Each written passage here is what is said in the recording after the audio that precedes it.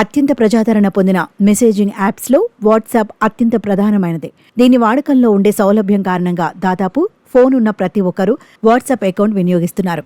Office, personal అన్ని పనులకు WhatsApp పైన ఆధారపడుతున్నారు. అందుకే సైబర్ నేరగాళ్లు, హ్యాకర్లు వాట్సాప్ పైన ఫోకస్ పెట్టారు. యూజర్ల ఫోన్లను హ్యాక్ చేసేందుకు కొత్త రకం స్పైవేర్ కనిపెట్టారు. 24 దేశాలలో వినియోగదారులను లక్ష్యంగా చేసుకుని ఈ దాడులను మొదలుపెట్టినట్లు నిర్ధారణ అయింది. మీ స్మార్ట్ ఫోన్లో ఎటువంటి లింక్ క్లిక్ చేయకుండానే హ్యాక్ కావచ్చు. ఈ విషయాన్ని వాట్సాప్ పేరెంట్ కంపెనీ మెటానే స్వయంగా ధృవీకరించింది. హ్యాకర్లు వాట్సాప్ ప్లాట్ఫామ్ను లక్ష్యంగా చేసుకున్నారని, నివారణ చర్యలు తీసుకుంటున్నామని మెటా తెలిపింది.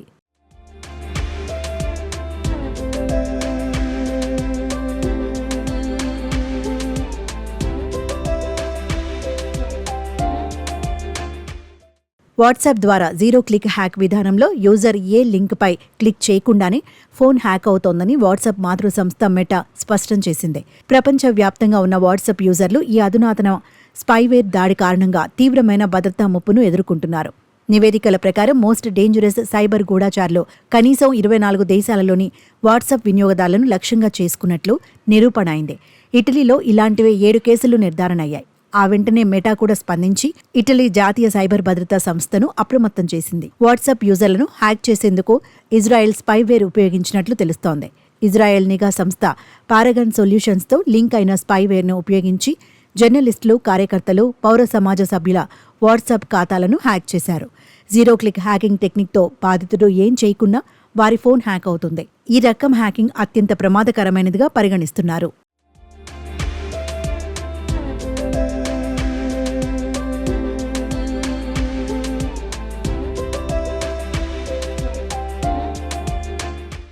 వాట్సాప్ యూజర్లు డేటాను కాపాడుకునేందుకు ఇలా చేయాలి.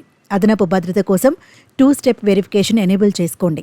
అనుమానాస్పద కాల్స్, తెలియని మెసేజ్లకు స్పందించకండి.